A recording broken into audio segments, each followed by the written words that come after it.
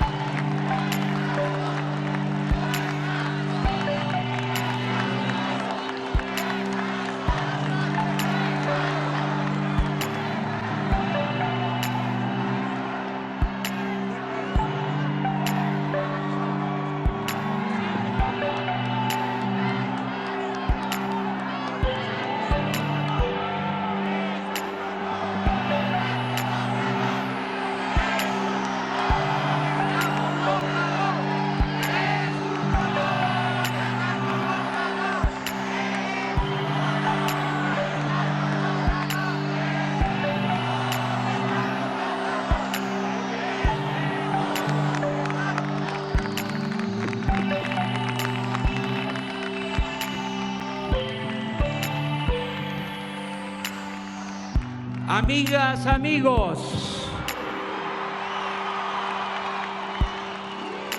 el cambio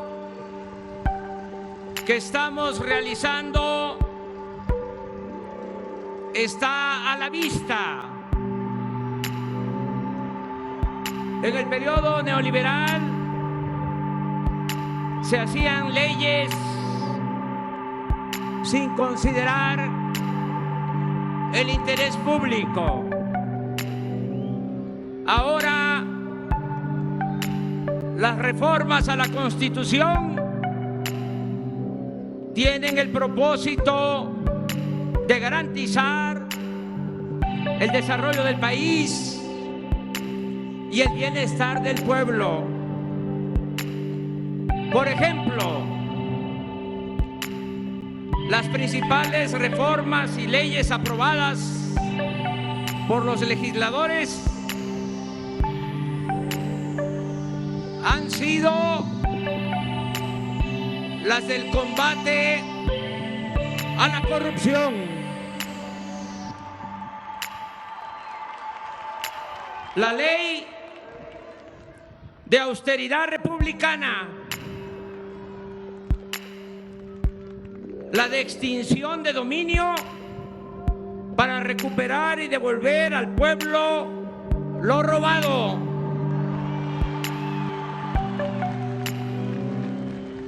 la reforma al artículo 28 de la Constitución para prohibir la devolución de impuestos, la clasificación del robo de combustibles, la evasión fiscal y el fraude electoral como delitos graves, la eliminación del fuero al presidente para que pueda ser juzgado en funciones por cualquier delito, la revocación de mandato, la consulta popular, la nueva ley laboral que garantiza el voto libre, secreto y directo en los sindicatos, la ley de salud para garantizar a todos los mexicanos la atención médica y los medicamentos gratuitos,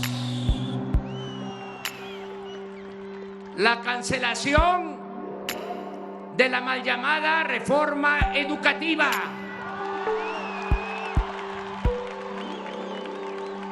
así como la reforma a la Constitución que permite a elementos del Ejército y la Marina participar en tareas de seguridad pública e instituye la Guardia Nacional. Además, he enviado al Congreso una reforma para elevar a rango constitucional el derecho a las pensiones de adultos mayores y de personas con discapacidad, así como las becas a estudiantes pobres en todos los niveles de escolaridad. En los hechos, pues, estas modificaciones configuran una nueva Constitución que refleja las demandas y la voluntad del pueblo que decidió emprender la cuarta transformación de la vida pública del país de manera legal, democrática y pacífica. Como lo he dicho muchas veces, la principal tarea del gobierno es desterrar la corrupción política. Estamos poniendo orden desde la cúpula del poder. Por eso estamos limpiando al gobierno de arriba para abajo, como se limpian las escaleras. El robo de combustibles se ha reducido en 94%. Asimismo, se prohibió la condonación de impuestos a grandes corporaciones empresariales y financieras. Todas las compras del gobierno se hacen de manera consolidada y bajo la coordinación de la Oficialía Mayor de la Secretaría de Hacienda. Este año, el ahorro por evitar la corrupción en la adquisición de bienes y servicios alcanzará la cifra de 200,000 millones de pesos. El presupuesto, y este es un botón de muestra, el presupuesto de la Presidencia de la República pasó de 3,600 millones a 800 millones. Una disminución del 75%. Esto es, en los hechos, la austeridad republicana.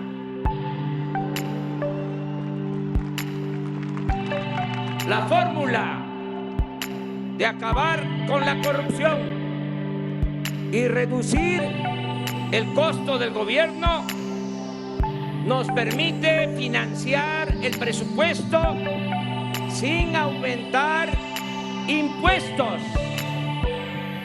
sin incrementar los precios de los combustibles y sin endeudar al país.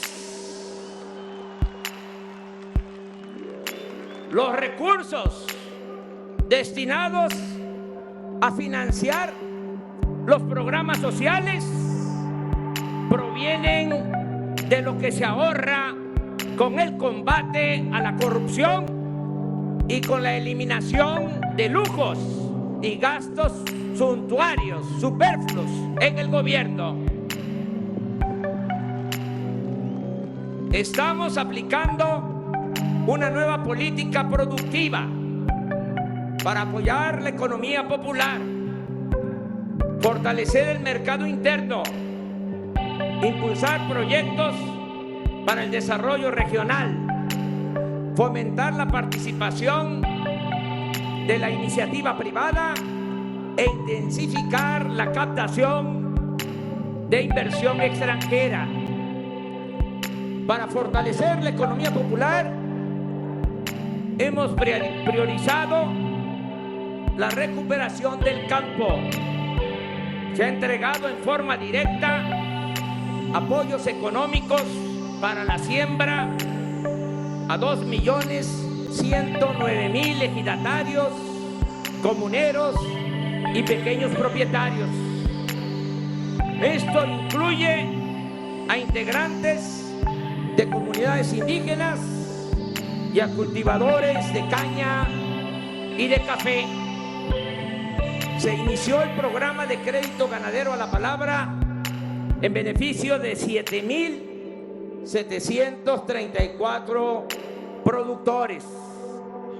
Este año, el programa Sembrando Vida se aplica en 575.000 hectáreas y ha permitido generar 230.000 empleos permanentes.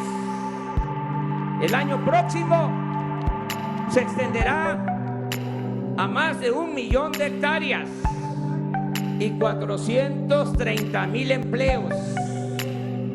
El sembrador que cultiva su propia parcela recibe un apoyo de 5,000 pesos mensuales. Así arraigamos a los campesinos jóvenes a la tierra. Reducimos la migración. Vamos a producir madera, frutas y alimentos. Rehabilitamos la selva, el bosque y rescatamos y protegemos la flora y la fauna nativa. En fin, se siembra vida. Estamos evitando además la sobreexplotación de los mantos acuíferos e impulsando el crecimiento poblacional y las actividades productivas hacia el sureste, donde se encuentra el 70% del agua del país. Se prohibió el empleo de semillas de maíz transgénico y la explotación de hidrocarburos con la práctica del fracking. Hemos apoyado a pescadores mediante la simplificación de trámites para obtener permisos con reglas de sustentabilidad y les estamos otorgando ayuda económica de manera directa. Este año fue creado el organismo público descentralizado Seguridad Alimentaria Mexicana, Segalmex, para administrar la política que establecimos de precios de garantía y atender el abasto popular.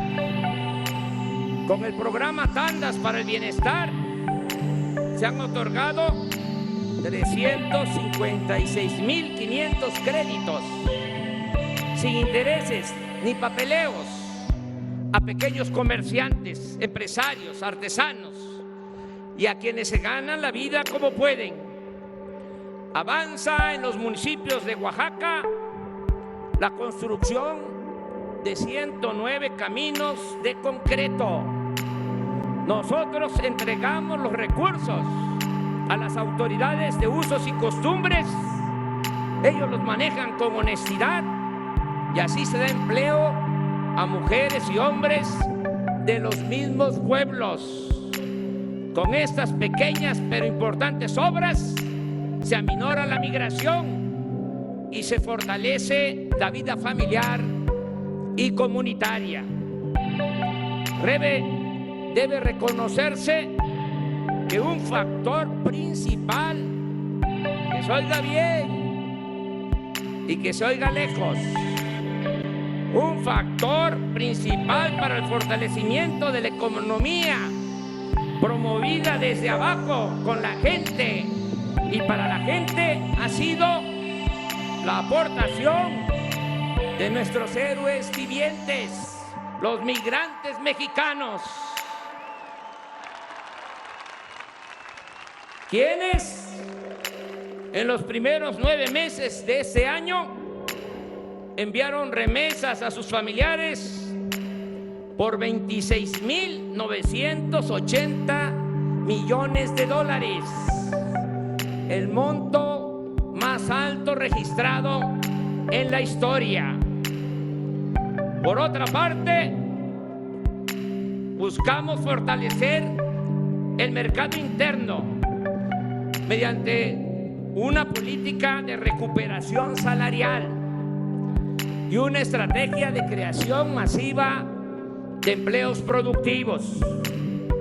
En lo que va del año, se crearon, según datos del Instituto Mexicano del Seguro Social, 648,000 nuevos empleos, sin considerar los generados por los programas Sembrando Vida, Jóvenes Construyendo el Futuro, la construcción de caminos de mano de obra y otros que en conjunto superan el 1,000,000 de empleos adicionales. El salario mínimo aumentó en 16%, como no había ocurrido en 36 años de neoliberalismo. Según el IMSS, durante nuestro gobierno, el promedio del salario obtenido por sus 20,727,424 afiliados aumentó a 11,352 pesos mensuales. Tenemos finanzas públicas sanas. De enero a octubre, la recaudación de impuestos aumentó en 139,699 millones en comparación con el año pasado, es decir, 1.6% en términos reales. En octubre, la inflación anual fue de 3%, la más baja desde septiembre del 2016. Durante el tiempo que llevamos en el gobierno, el peso, nuestra moneda, el peso se ha fortalecido 4% con relación al dólar. Y la bolsa de valores se ha apreciado en 2%. Todavía no ha habido crecimiento económico como deseamos, pero existe una mejor distribución de la riqueza. El presupuesto público no se queda como era antes, en pocas manos, sino llega a la mayoría de la gente. Cumplimos un año de gobierno y, a diferencia de otros inicios de sexenio, no hemos devuelto o condonado impuestos a patrocinadores de campañas políticas.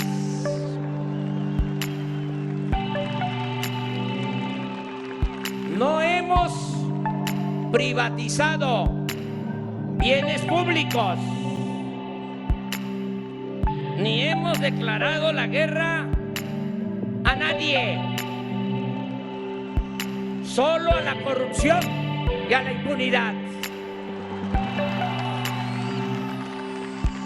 Hemos cumplido rigurosamente con todos los compromisos financieros. Se han pagado sueldos, prestaciones, pensiones a trabajadores.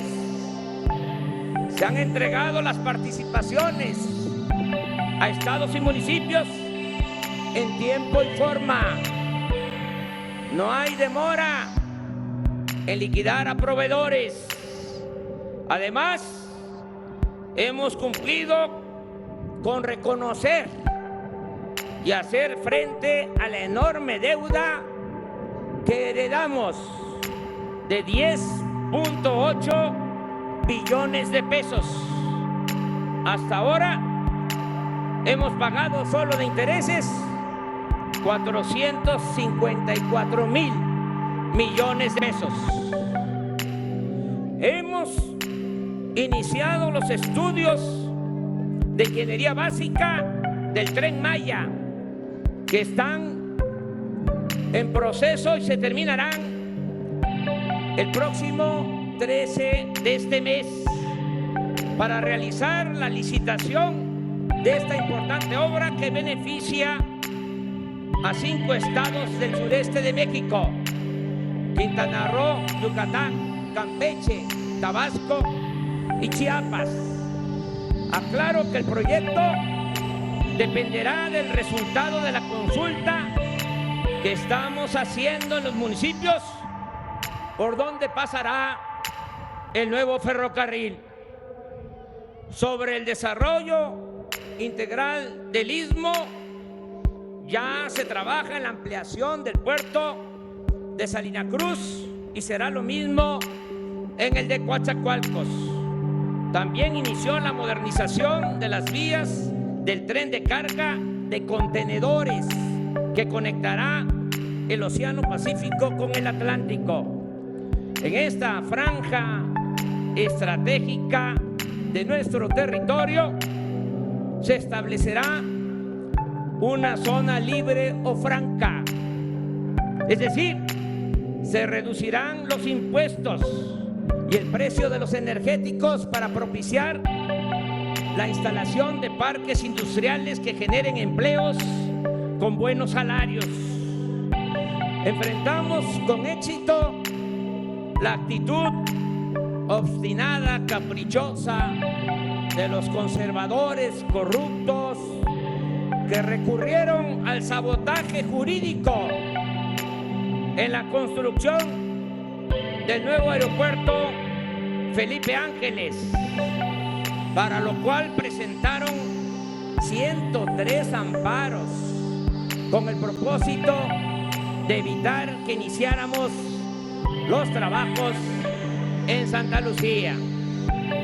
No pudieron.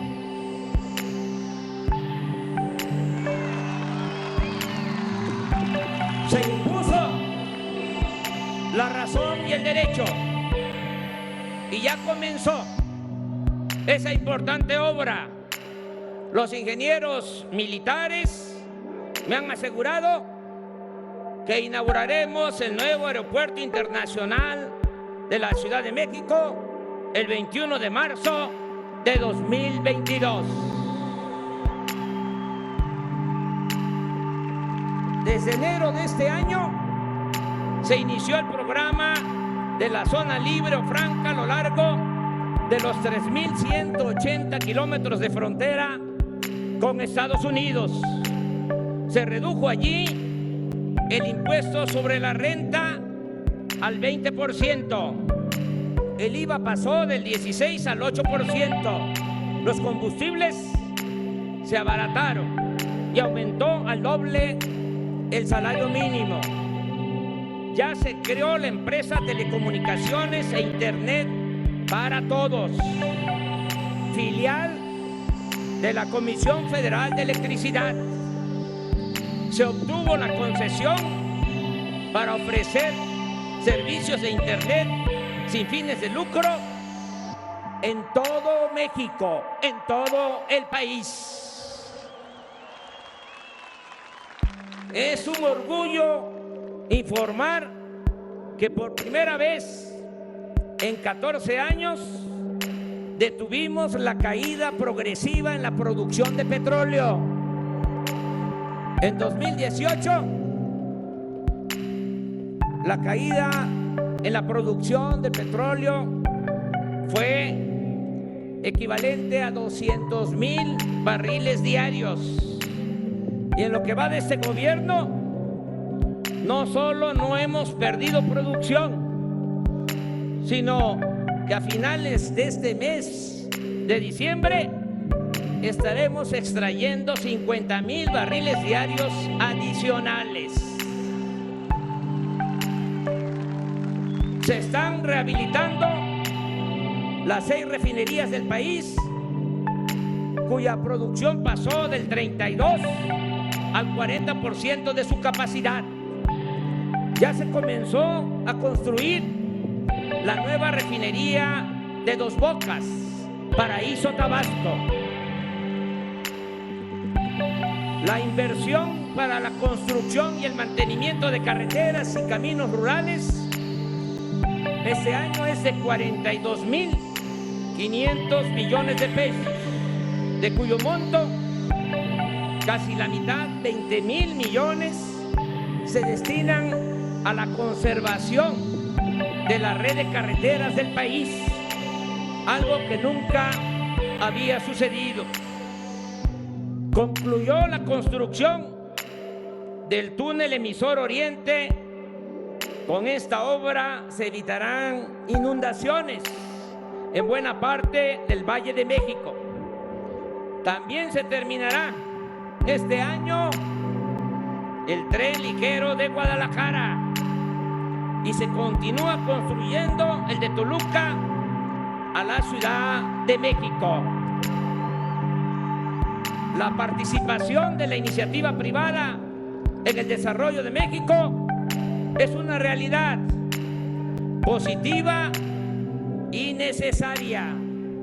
Hace unos días acordamos un plan conjunto para la construcción de obras de infraestructura con 134 proyectos y una inversión de 709.000 millones de pesos. Destaco también que se llegó a un arreglo con las empresas nacionales y extranjeras que construyeron gasoductos. Se acordó reconocer los contratos suscritos por la pasada administración, pero se redujo la tarifa y se obtuvo un ahorro de 4.500 millones de dólares para la Comisión Federal de Electricidad. Con este arreglo también queda garantizado para los próximos 20 años el abasto de gas, materia prima fundamental para la generación de electricidad y para el desarrollo de México. En cuanto a la inversión extranjera, en los primeros 9 meses de este año se captaron 26.000 millones de dólares, la cifra más alta en la historia de nuestro país. De enero a octubre de 2019, nuestras exportaciones sumaron más de 384.000 millones de dólares, un incremento del 3% en relación con el mismo periodo del año pasado.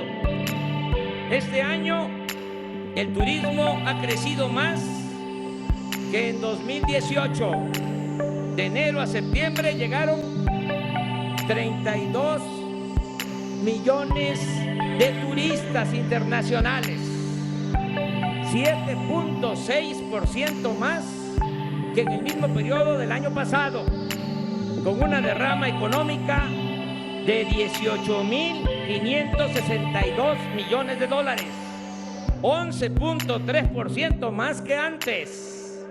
Quiero destacar la eficaz y oportuna intervención de la Secretaría de Marina para mantener libres de sargazo nuestras playas en el Caribe.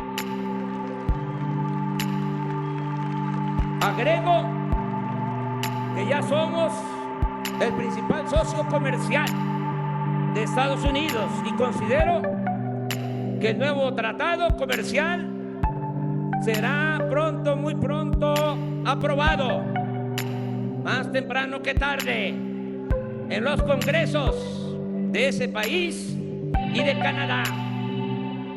Estamos comprometidos, sobre todo, en lograr un objetivo superior: el bienestar general de la población,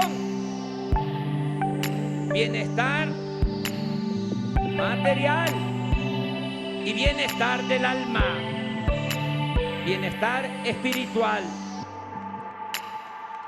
Ya está llegando a la mitad de los hogares mexicanos, cuando menos un programa para el bienestar. Y en los pueblos indígenas, algo que nos llena de orgullo por lo que implica de humanismo y que estoy seguro nos hace sentir a todos muy contentos. En los pueblos indígenas, el 95% de los hogares ya cuenta con al menos un apoyo de un programa de bienestar, y pronto va a ser el 100% de los hogares indígenas, porque por el bien de todos, primero los pobres. Informo que 8 millones de adultos mayores han recibido sus pensiones de 2.550 pesos bimestrales, el doble de lo que obtenían antes. Este apoyo aumentará conforme a la inflación. Así está ya considerado en el presupuesto para el año próximo, e incluye tanto a quienes reciben una pensión contributiva como a quienes no tenían ningún ingreso. Es decir, se convirtió en un derecho universal. Se apoya hasta ahora a 790,000 personas con discapacidad, en especial a niñas, niños pobres, con una pensión también de 2.550 pesos bimestrales. Pronto llegaremos a 1 millón de beneficiarios. No va a quedar una niña, un niño pobre con discapacidad sin recibir su apoyo, su pensión.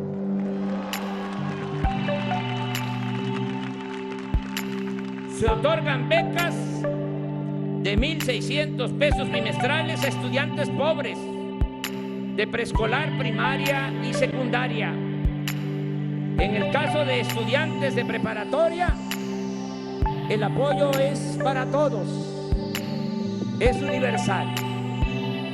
Se otorga a todos los adolescentes de 15 a 18 años en promedio. Les quiero compartir esta experiencia del ciclo anterior a este nuevo ciclo escolar.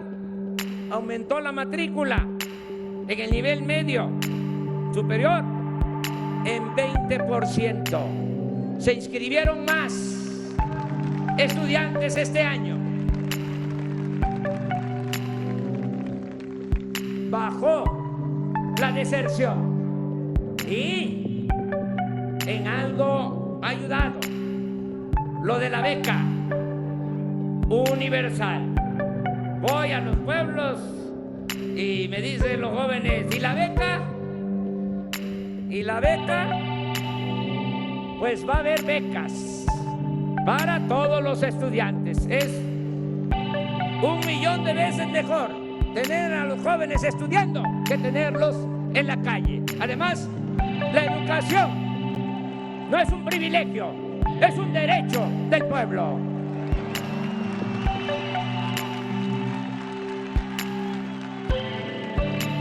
A nivel superior, en el nivel universitario, se ayuda a 300,000 jóvenes con becas de 2.400 pesos mensuales. En total, más de 10 millones de estudiantes están recibiendo una beca, lo que significa una inversión anual que no gasto de 60,000 millones de pesos.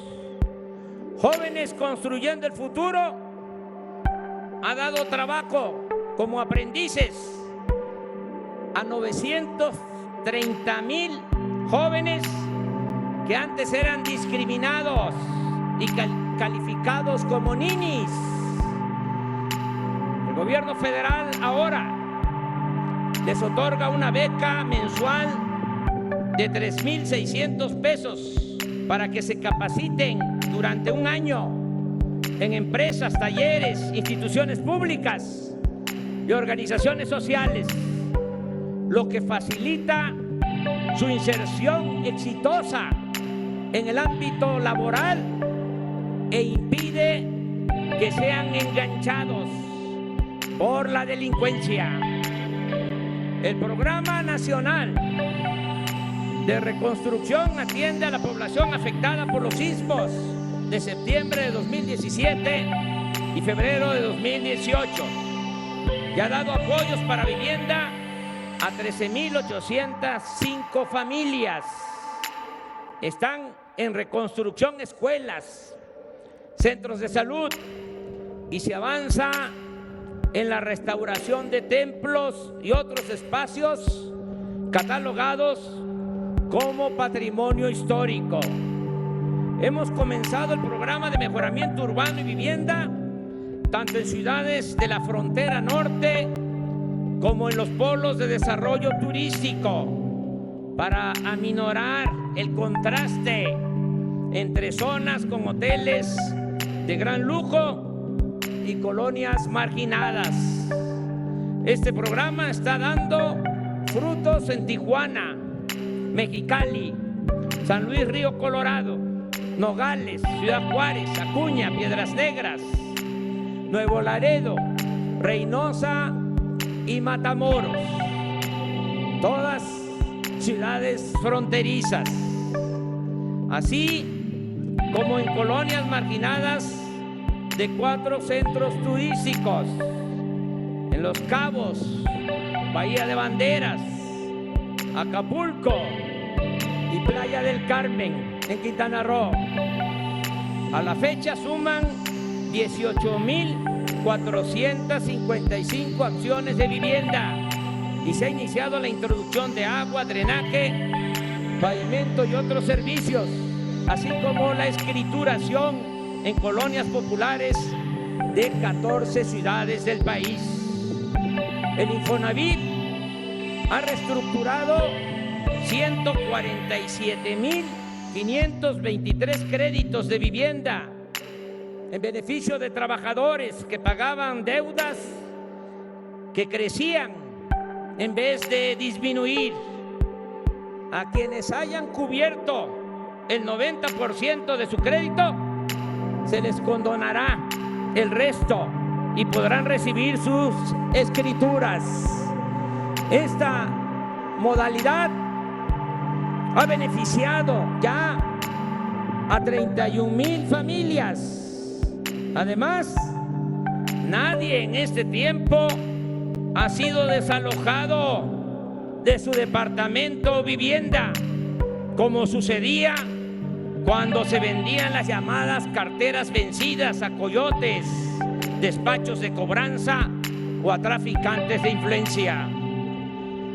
La gran mayoría de la población en situación de pobreza en comunidades apartadas no tiene acceso al sistema bancario. Para remediar esta situación, el gobierno federal ha creado el Banco del Bienestar, cuyo propósito principal es dispersar recursos con tarjetas a beneficiarios de todos los programas sociales. El año próximo el Banco de Bienestar pasará de 433 sucursales a 13,000 en todo el territorio nacional. Será el banco con la más amplia y mejor infraestructura en todo México. Estas oficinas funcionarán en centros integradores ubicados en localidades de mayor población para atender en estas 13,000 comunidades, 13,000 centros integradores. Se va a atender a 180,000 comunidades del país de menos de 2,500 habitantes.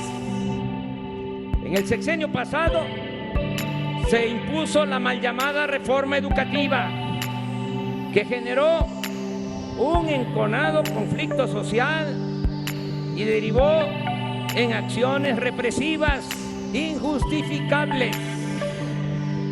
Nuestro gobierno se comprometió a mejorar la calidad de la enseñanza y las condiciones materiales de las escuelas del país, a garantizar el acceso de todos los jóvenes a la educación y a revertir la mal llamada reforma educativa, esa adulteración legislativa. Tras un intenso proceso de diálogo y reflexión, los centros escolares, el Ejecutivo Federal, el Congreso de la Unión y el Magisterio Nacional, de todas las corrientes y tendencias, hemos logrado un amplio acuerdo que llevó a la aprobación de un nuevo marco legal para la enseñanza pública. Lo logramos con diálogo, sin represión, convenciendo, persuadiendo. Nunca más se va a culpar a nuestras maestras, a nuestros maestros, como se hizo, del problema educativo. Todos juntos, alumnos, madres, padres de familia, maestros y autoridades, vamos a mejorar la calidad de la enseñanza y va a mejorar la educación en nuestro país.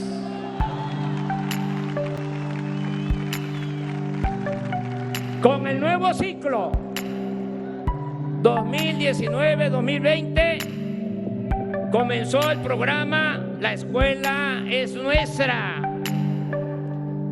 el cual destina recursos para la construcción, reparación y mantenimiento de las escuelas públicas.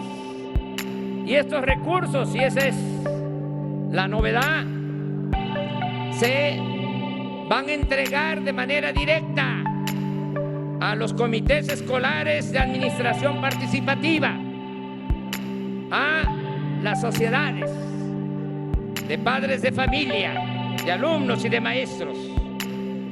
Cada escuela recibirá su presupuesto anual de manera directa. Va a llegar un cheque, una orden de pago de la Tesorería de la Federación hasta la escuela. Ya no va a pasar por instancias del gobierno federal, estatal. Los padres de familia se están organizando, están haciendo asambleas, eligiendo sus comités. Solo se les está haciendo una recomendación respetuosa, que en esos comités el tesorero sea una mujer, porque la mujer es más honrada que el hombre. Y al que no le guste, que se vaya a volar en el avión presidencial, que está en venta allá en California. Se atenderá en una primera etapa a 103,000 escuelas de las 173,000 que existen en el país. El monto de recursos por escuela se definió de la siguiente forma: de 5 a 50 alumnos 150,000 pesos por ciclo escolar. De 51 a 150 alumnos, 200,000 pesos. Más de 150 alumnos, 500,000 pesos.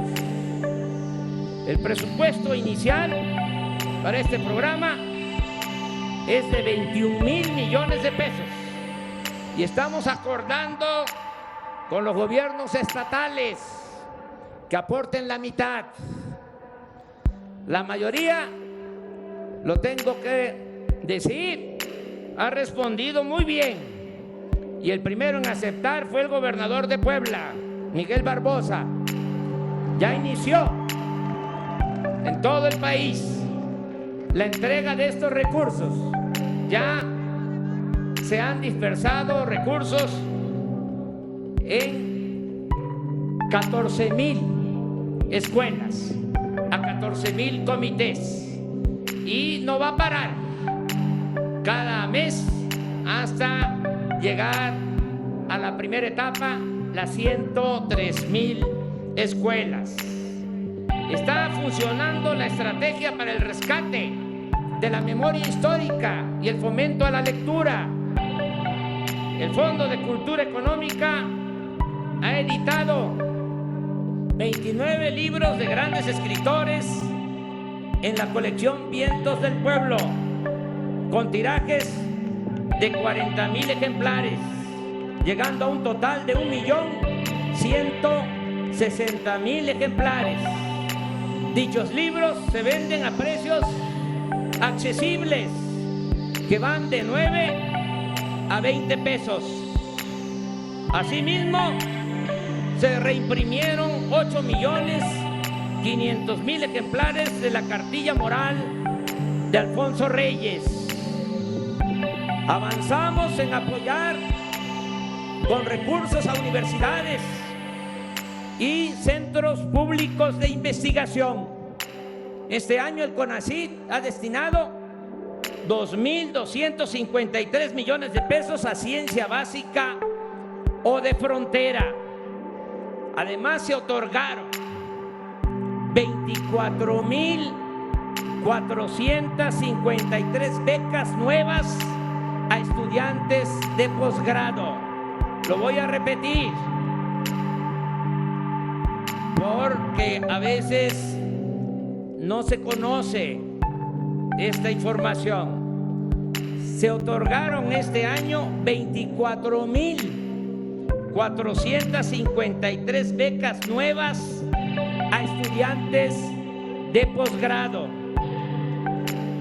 Las universidades para el bienestar Benito Juárez iniciaron sus actividades en marzo de este año, con 100 planteles ubicados casi todos en las zonas más pobres y marginadas del país. En estas universidades en conjunto se atiende a 39,600 estudiantes de zonas marginadas, quienes reciben además becas de 2,400 pesos mensuales. En estas universidades, asimismo, laboran 815 académicos y trabajadores administrativos. En enero próximo iniciará su funcionamiento la Universidad de la Salud para la formación de médicos y enfermeras, promovida esta universidad por el gobierno de la Ciudad de México. Aquí quiero compartir con ustedes este asunto. Con el afán de privatizar la educación, utilizaban el pretexto de que los jóvenes que querían ingresar a las universidades no pasaban el examen y se les rechazaba. ¿Qué sucedió? Pues se fue dejando sin apoyo a las escuelas, a las facultades, a las universidades, en este caso a escuelas y universidades de medicina, escuelas y facultades de medicina. Y ahora, por esa política absurda e irresponsable, tenemos menos médicos y menos especialistas que los que necesita el país.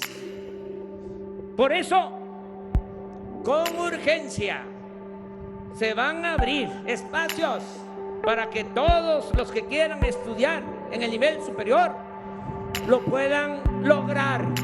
100% de acceso a la educación superior. 0 rechazos. Por eso agradezco mucho al gobierno de la ciudad el que tome esta iniciativa de crear aquí en la capital esta universidad destinada básicamente a formar a médicos y enfermeras. La apertura al pueblo de lo que era la residencia oficial de Los Pinos ha permitido que 2.800.000 personas visiten esta antigua mansión presidencial.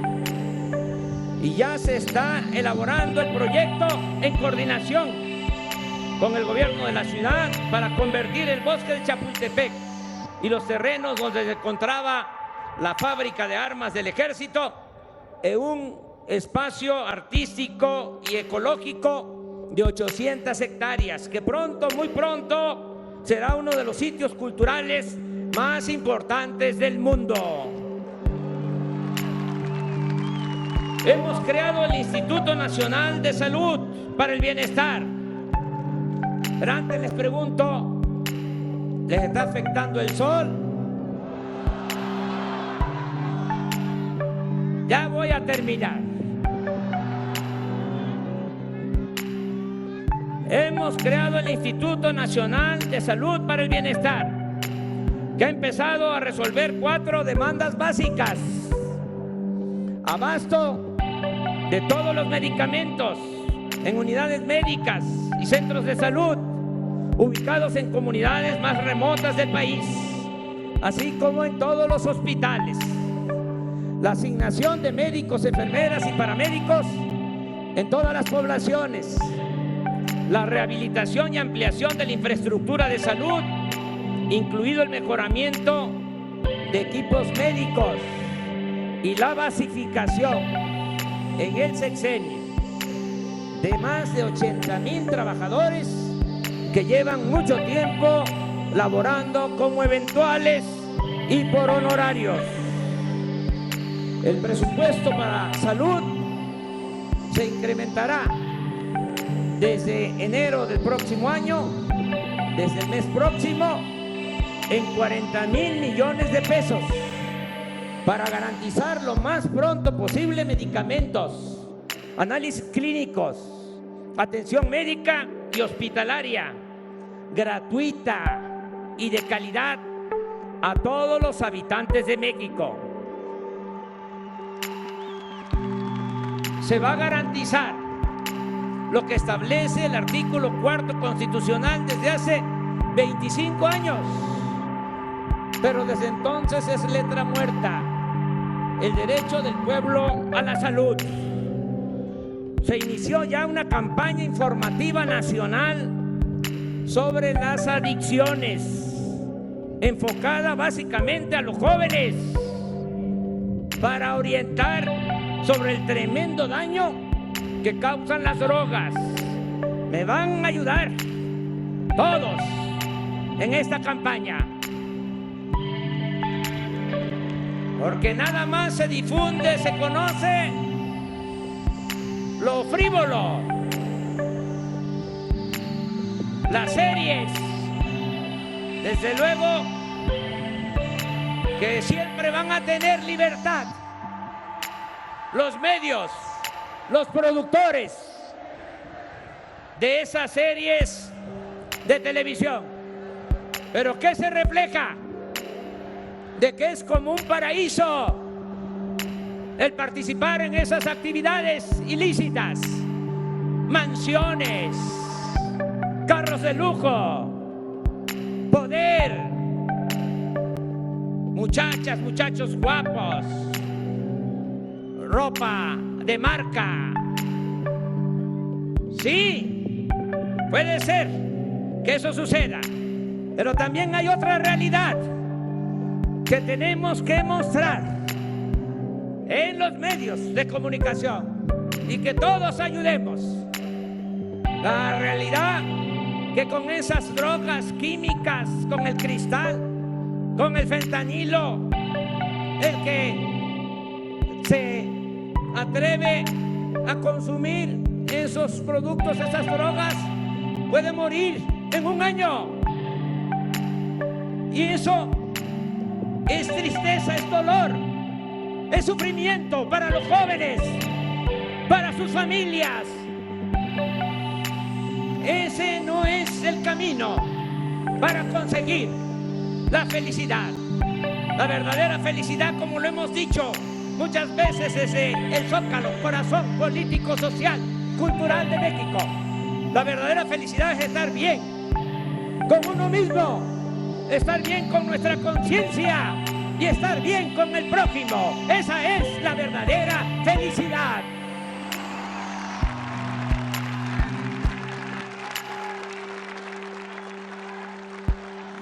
¿Me van a ayudar a la campaña? Porque si reducimos, bajamos el consumo de droga, vamos a poder resolver el grave problema de la inseguridad y de la violencia. Si no atendemos el consumo, va a ser más complicado. Por eso todos ayudar. Felicidad, vida sana, sí. Drogas, no.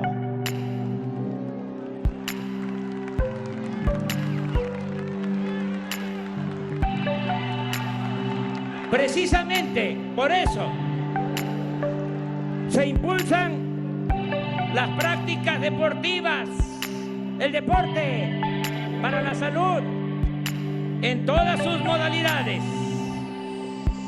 Aquí nada más destaco que la delegación de atletas que nos representó en los Juegos Panamericanos 2019 en Lima, Perú, en julio y agosto, logró el mayor número de medallas en competencia fuera de México.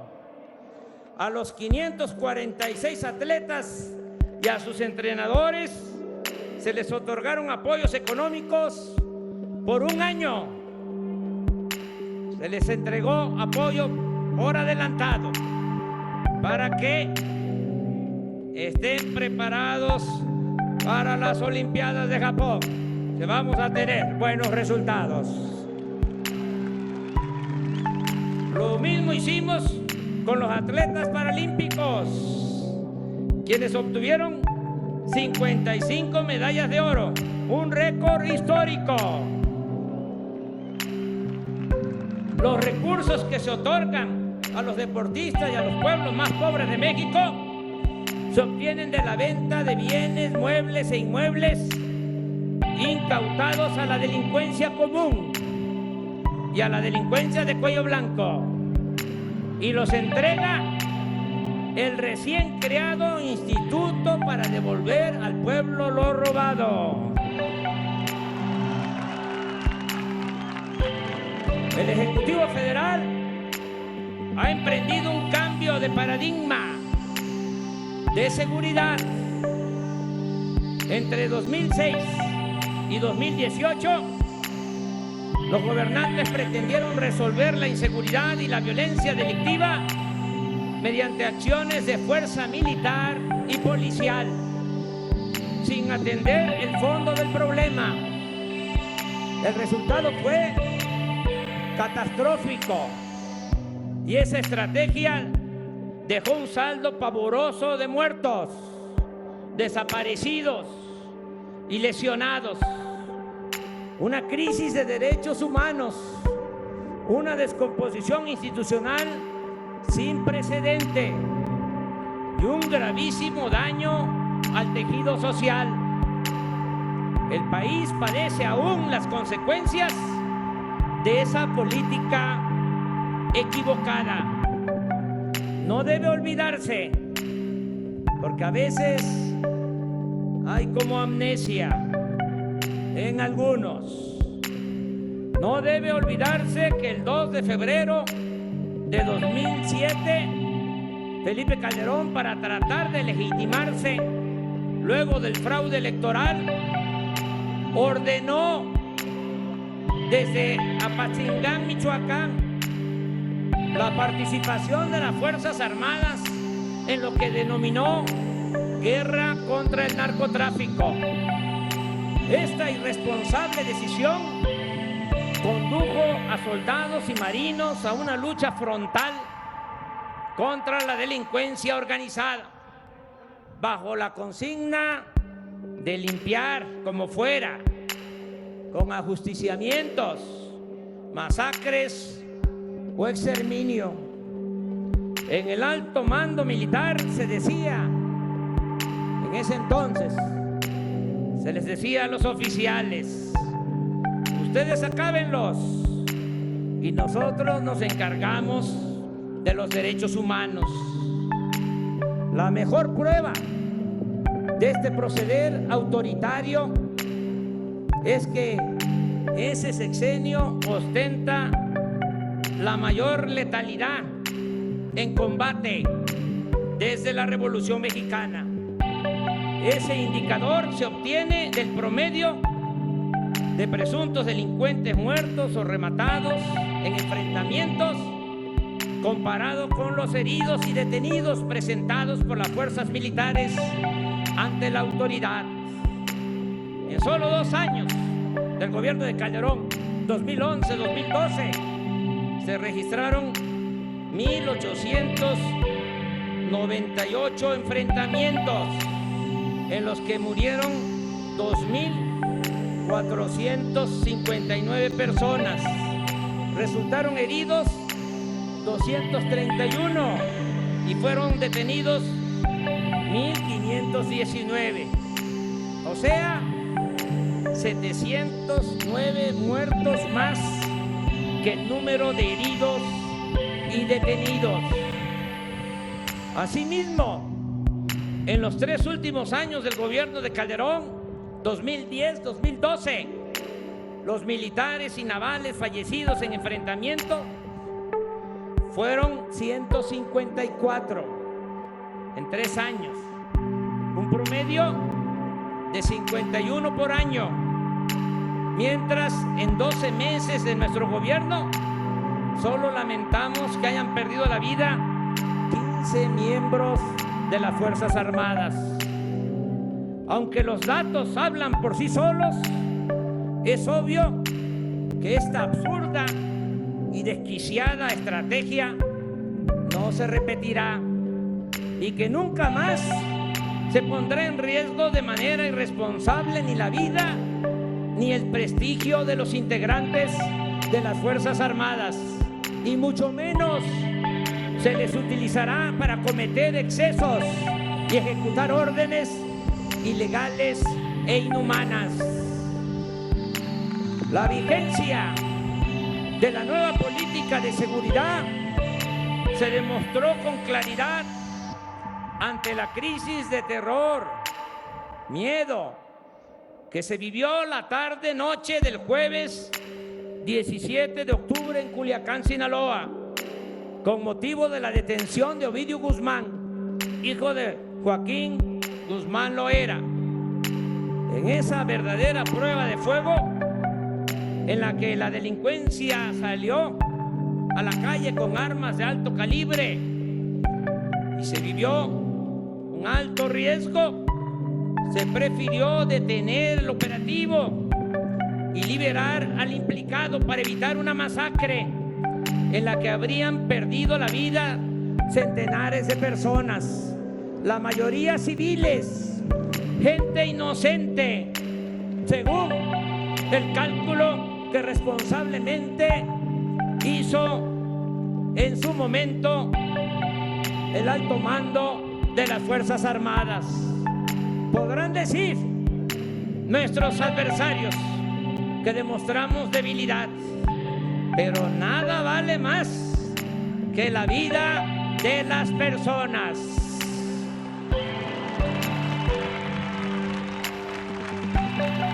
La argumentación de esta nueva estrategia está contenida en el plan de desarrollo, pero reitero que entre las acciones principales para conseguir la paz figura la creación de mejores condiciones de vida y de trabajo, a fin de atender las causas que originan la violencia.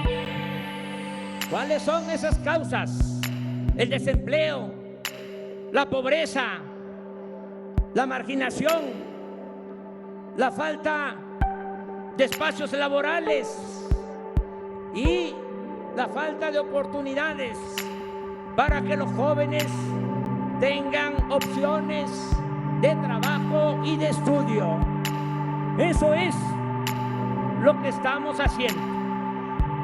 La nueva estrategia de seguridad pública pasa también por la tolerancia cero ante la tortura y cualquier otra violación a los derechos humanos.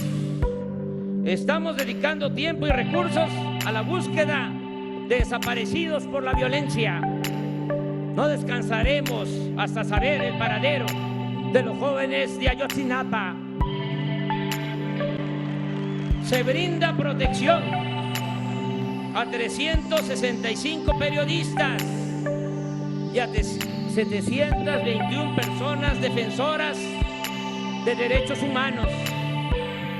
Han sido puestos en libertad 47 presos políticos y seguiremos liberando a los que aún están en prisión injustamente, con apego a la legalidad aplicable. Ya inició también, me da gusto informarlo, el rescate de los restos de los 63 mineros que desde el 2006 no han podido ser recuperados en la mina de Pasta de Concho, Coahuila. El Ejército y la Marina no se han utilizado ni se utilizarán para reprimir al pueblo. El Estado ya no es el principal violador de los derechos humanos. Quiero agradecer el apoyo de soldados y marinos que han aceptado el desafío de garantizar la seguridad pública con pleno respeto a los derechos humanos y con el uso regulado de la fuerza. La lealtad de las Fuerzas Armadas de México no está en tela de juicio, no está en duda. Como pueblo uniformado,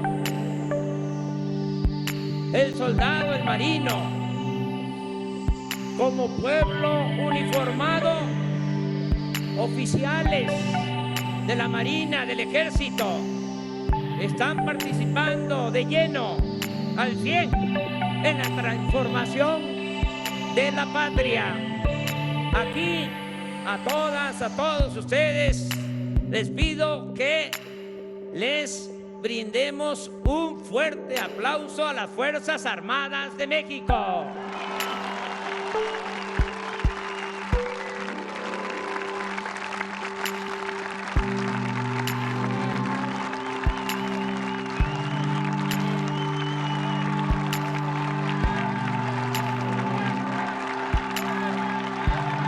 Reitero, la disminución de la incidencia delictiva en el país constituye nuestro principal desafío, pero estamos seguros de que vamos a serenar a México con el apoyo del pueblo y con el trabajo coordinado de todo el gobierno. Además, con perseverancia, profesionalismo, honestidad y sobre todo con acciones guiadas por el principio de que la paz es fruto de la justicia.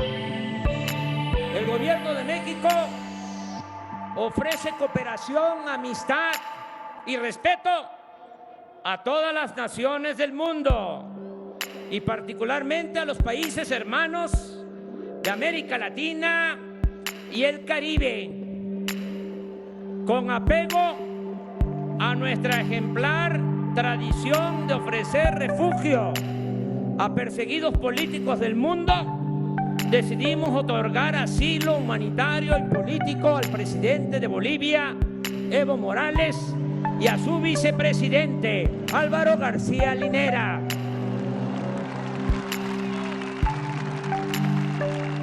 Evo, también que se escuche bien y que se escuche lejos, Evo no solo es nuestro hermano, que representa con dignidad al pueblo mayoritariamente indígena de Bolivia. Evo fue víctima de un golpe de Estado y desde México para el mundo sostenemos: democracia sí, militarismo no.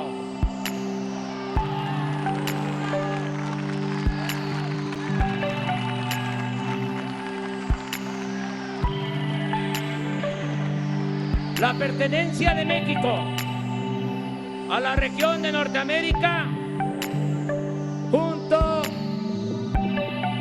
con Estados Unidos y Canadá, es una realidad histórica, cultural, política y económica insoslayable.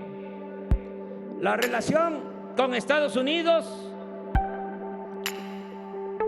es histórica. Compartimos además 3.180 kilómetros de frontera. Esta relación está marcada por una historia de invasiones, despojo territorial e intervenciones, pero también por un intenso intercambio económico, cultural y demográfico. Hay una nueva realidad. Viven, trabajan en Estados Unidos 36 millones de mexicanos. Los nacidos aquí, que se fueron a buscarse la vida del otro lado de la frontera, o sus hijos, que también se asumen como mexicanos.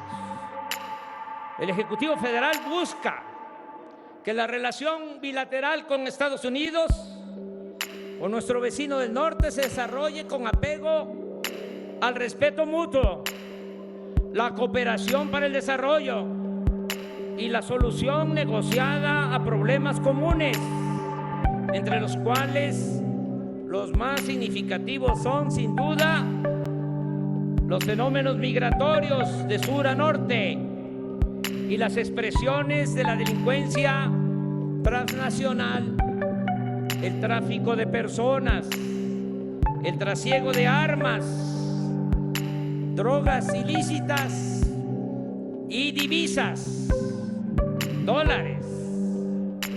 Nuestro gobierno defiende ahora a los mexicanos en Estados Unidos con pleno respeto a la soberanía de ese país y con todos los instrumentos legales a su alcance.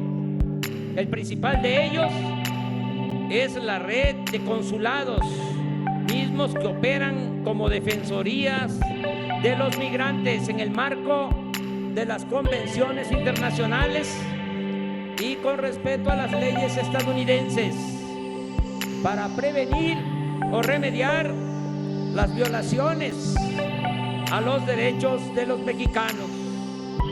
Aquí expresamos de nuevo nuestra condolencia a los familiares de las víctimas del asesinato colectivo en El Paso, Texas. Reiteramos nuestra condena a ese crimen de odio motivado por el racismo y la xenofobia, así como la exigencia de que se castigue conforme a derecho al responsable de esta abominable agresión. Asimismo, agradecemos al presidente Donald Trump. Lo digo de manera sincera, como me gusta hablar, llamar a las cosas por su nombre. Agradecemos al presidente Donald Trump por su solidaridad expresada en la crisis de violencia en Culiacán y tras los lamentables y dolorosos hechos en los que perdieron la vida 3 mujeres y 6 niños de las familias México-estadounidense LeBaron y Lanford. Reconocemos que en ambos casos el presidente de Estados Unidos nos ofreció ayuda y respeto. Es decir, fue respetuoso y ofreció la ayuda y al mismo tiempo respetó nuestro derecho soberano a decidir con independencia y libertad. El gobierno de México cumplirá con su responsabilidad de hacer justicia. No aceptamos ningún tipo de intervención. Somos un país libre y soberano.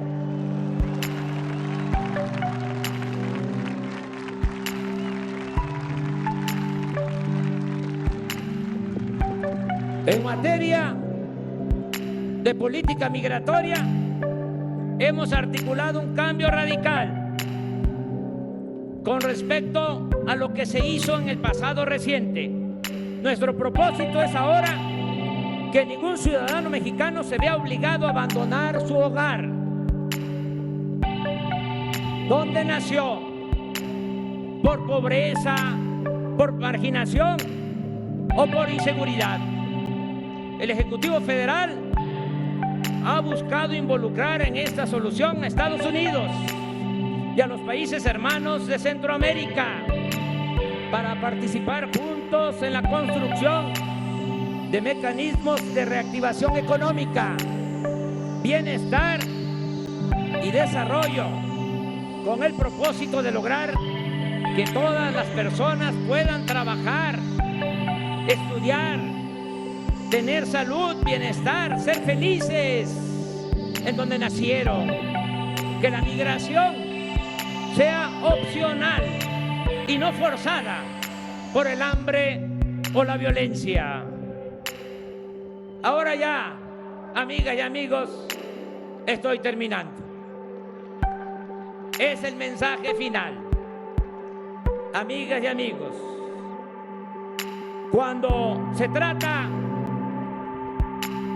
porque no creo que aplique en todos los casos, pero cuando se trata de buenos dirigentes, como decía José Martí, los años pasan madurando, no envejeciendo. Esto aplica para nuestro invitado especial, Pepe Mújica, expresidente de Uruguay.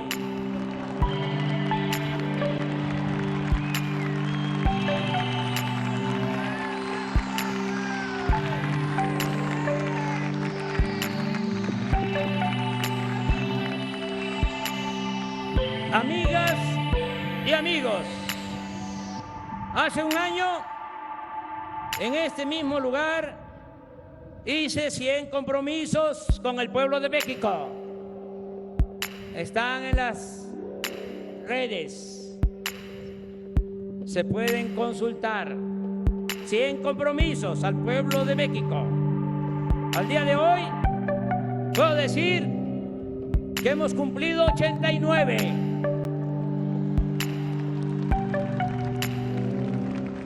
Y solo 11 están pendientes. Es indudable que en estos primeros 12 meses hemos avanzado mucho, pero aún estamos en un proceso de transición. Todavía lo viejo no acaba de morir y lo nuevo no termina de nacer.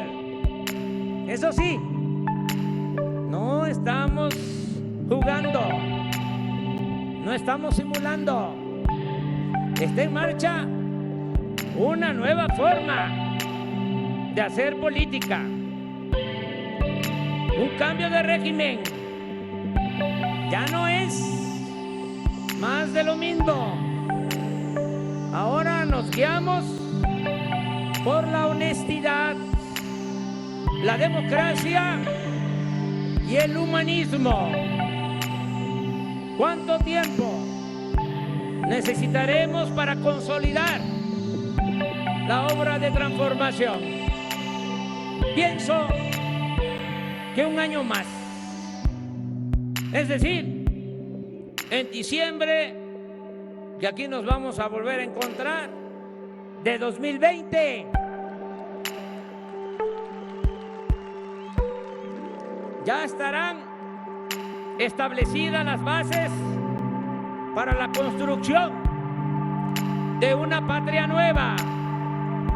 Para entonces, ante cualquier circunstancia, será prácticamente imposible regresar a la época de oprobio que significó el periodo neoliberal o neoporfirista. Estoy seguro de que cuando cumplamos 2 años de gobierno, los conservadores ya no podrán revertir los cambios.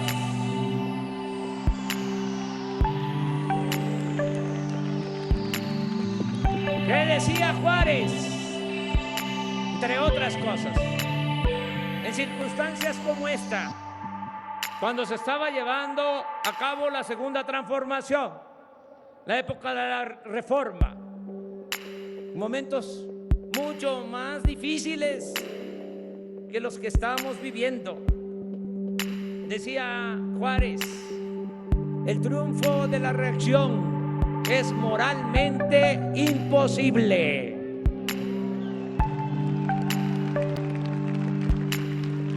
Para no ser tan tajante, tendrían que esforzarse muchísimo y pasar mucha vergüenza para retroceder a los tiempos aciagos de la corrupción, de los contratos leoninos, de la condonación de impuestos, de los fraudes electorales, del abandono a los jóvenes, del racismo,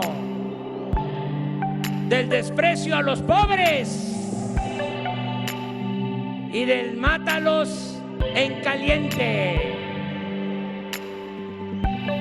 Pero lo que más deseo con toda mi alma es que para entonces, en un año más, vivamos en una sociedad mejor.